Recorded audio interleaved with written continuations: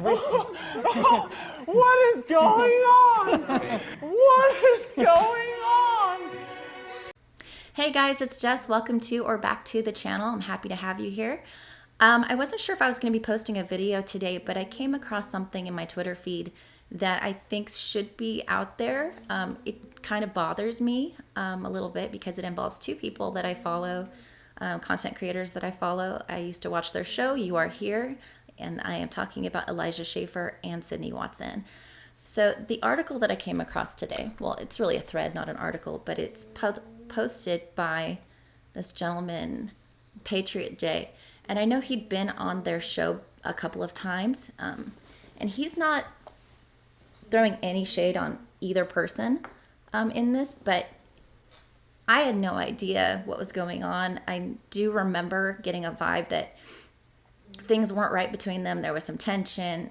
She seemed uncomfortable. And if you've ever watched Elijah Schaffer or Sydney Watson separately, well, for me personally, I think there's things to like about both of them. I frequently disagree with them, but I do watch their videos. I think there is value there. Maybe not all the time, but Sydney puts out pretty solid content on a regular basis. Elijah, he can be kind of all over the place. Honestly, came off a little douchey a lot of the time. He goes really overboard on some things, and it's like, yeah, you're not quite there, but I appreciate your effort. But this post, it's a long one, and I think we're going to need to wait to see some of the legal docs on this. But this is Patriot J. I don't know his real name. He says he's a Breitbart journalist. I couldn't find anything about him except for his Twitter profile. So it's a thread. It's a long one. Get Mr. Schaffer to stop talking about dicks so much.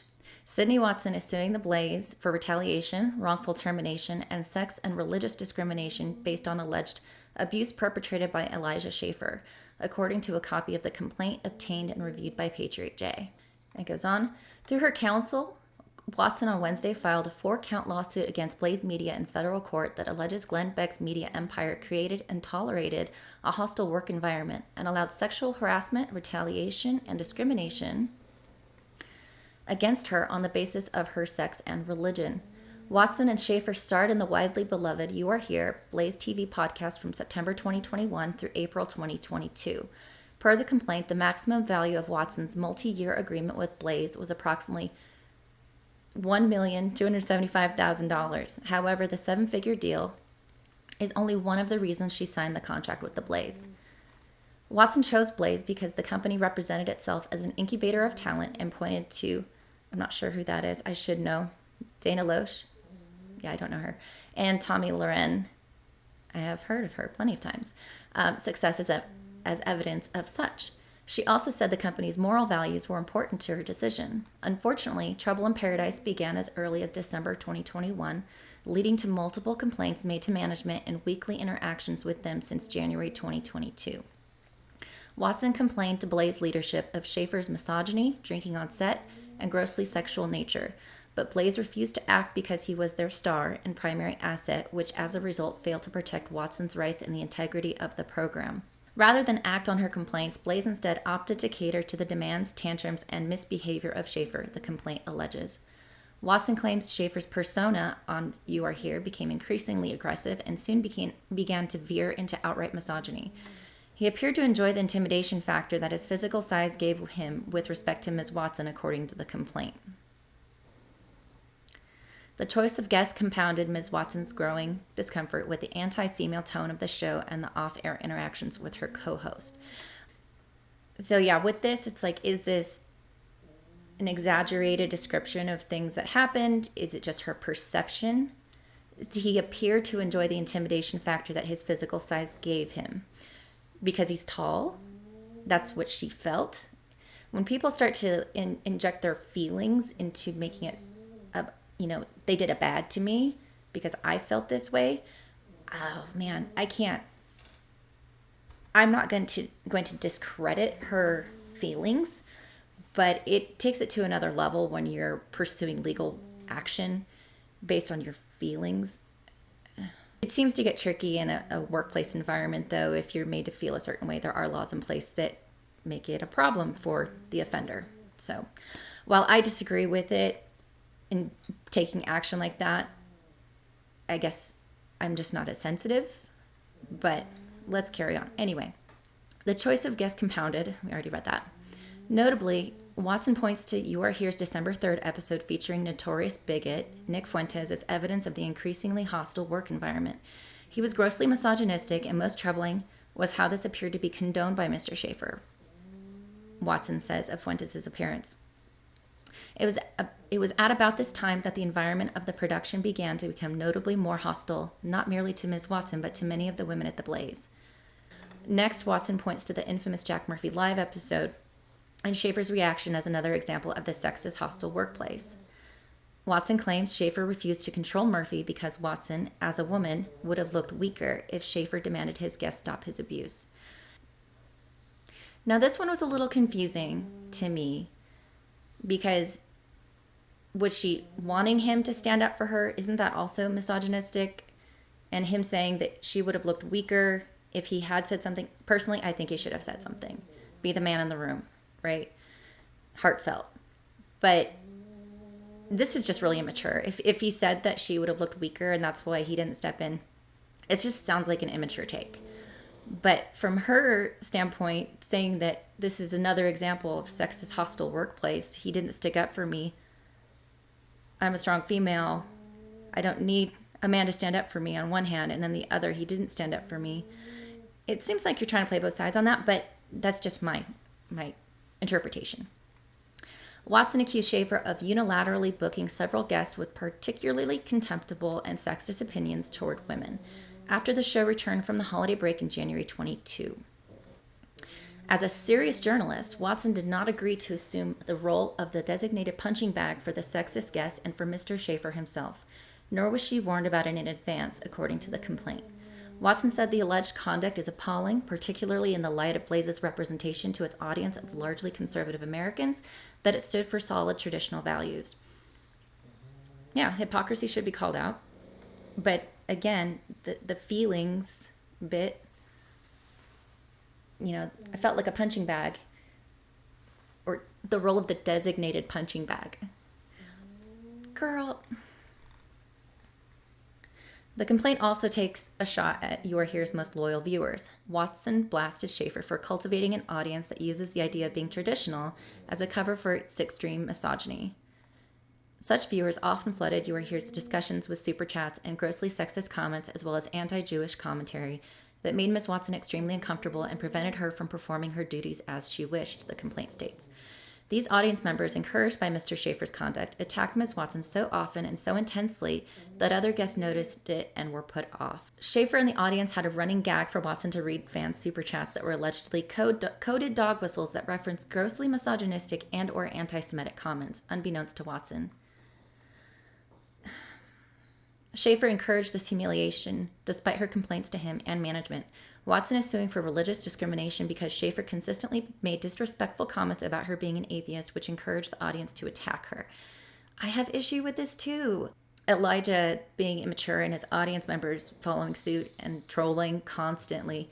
I mean, again, at some point it's like, come on, children, get it together.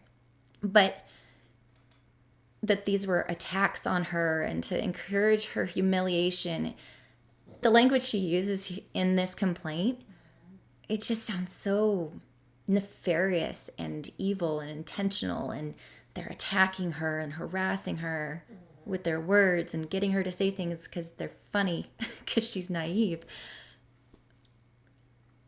Girl needs some thicker skin.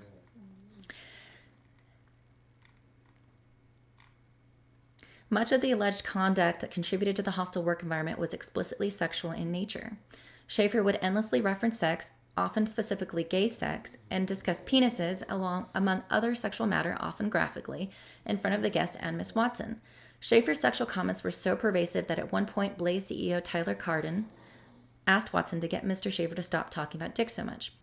In the environment that they portrayed, they were friends, they were doing a show a bit. These are the polar opposite characters and the odd couple of the internet, that was fun to watch because they're so different and they got each other going.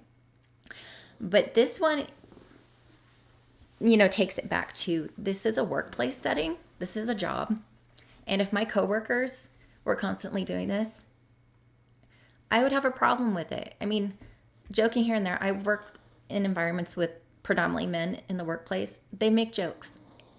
No one's trying to attack me or make me uncomfortable, but I could legally, especially being in California, I could file a sexual harassment, complaint. And even if it's not directed at me, if they're saying something that I hear and it makes me uncomfortable, I can file a sexual harassment claim. So I get this portion. This is not okay. I mean, a couple jokes here and there, fine, but it sounds like it was just a frequent thing. And again, it's just because of his lack of maturity and professionalism in the workplace. However, Watson told Cardin to speak with Schaefer because Schaefer allegedly refused to listen to women. Schaefer's apparent refusal to listen to a woman was insulting and damaged Watson's ability to perform her duties.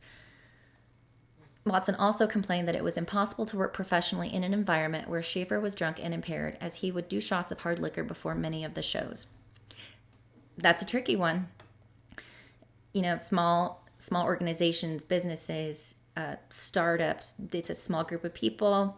They have like lax rules around. They don't have hard policies on what you can and can't do. They just want everybody to have a good time and work together and throw in alcohol. That's not a recipe for disaster. But if you already have somebody who is uncomfortable and voicing their complaints to management, I would be careful around that person. The You Are Here team held a 2-hour meeting in March, which Blaze president Gaston Mooney was present for, where Watson expressed how Schaefer's constant sexism and hostile, unprofessional behavior on the show distracted and humiliated her, making it impossible for her to do her job. Watson allegedly told Schaefer point blank that the sexism bothered her and made her want to quit. Schaefer then had a tantrum where he refused to sit on You Are Here production meetings until his demands were met. He just seems like he can be a prima donna. I get that. Frustrated with Watson's disapproval of You Are Here's guests, Schaefer refused to help select guests, which increased the burden on Ms. Watson. Blaze repeatedly promised to take corrective actions, but ultimately failed to act. He's acting like a little kid. Oh, well, you don't like who I pick? Then you do it. Which he was doing most of the guest selection, according to her. So he had the increased burden over her in selecting them in the first place. She didn't like it. He says, go for it. Try it out. I don't want to touch it. It's just real. It's like kids. They are kids. Who am I kidding? Watson notes that Schaefer's social media interactions are a component of his participation in the show, and he used these interactions to continue his harassment. Watson pointed to this April tweet from Schaefer in response to Seb Gorka as evidence of the online harassment. And Gorka said, I bet he wouldn't just sit there like a coward when a man cussed out a woman in front of him, eh, Elijah? Referencing somebody else talking about Jack Murphy. I hope she sees this and sleeps with you. Really mature. Not criminal. And it's a joke directed at someone else, but she's calling this online harassment of her? It's bizarre. That's weird. After that April tweet, Watson told Blaze CEO Cardin and President Gaston that she could no longer continue working on You're Here. Cardin then informed Schaefer of Watson's departure and told him the show was over. A few weeks after leaving You're Here, Blaze gave Watson the green light to issue a public statement explaining You're Here's conclusion. I left the show. There were a multitude of reasons for doing so, Watson said in a statement in May. Ultimately, the professional situation morphed into something untenable. However, she reminded her followers that she didn't get fired. Make note of that. Voluntarily left. I did see this post at the time, which confirmed the suspicions of like there being tension and just disagreements. And my thought at the time was just kind of the hypocrisy. And I think she called that out when she was on Blair White's channel interview. And she couldn't talk about it because for legal reasons, especially if she had a pending case. But she gave it away, like the hypocrisy of supposed like hardcore conservatives, Christians that say one thing on air and do another behind closed doors. So at the time, Schaefer tweeted, finding out about my show's future on Twitter along with the public like. In response, Watson said he had known for weeks that the show was over and blasted him for adding further dishonesty to the rumor mill. Elijah, you've known for weeks that I stepped away. I was approved to let the audience know there's no sense in adding further dishonesty to the rumor mill. It serves nobody. I wish you the best with slightly offensive and all things to come.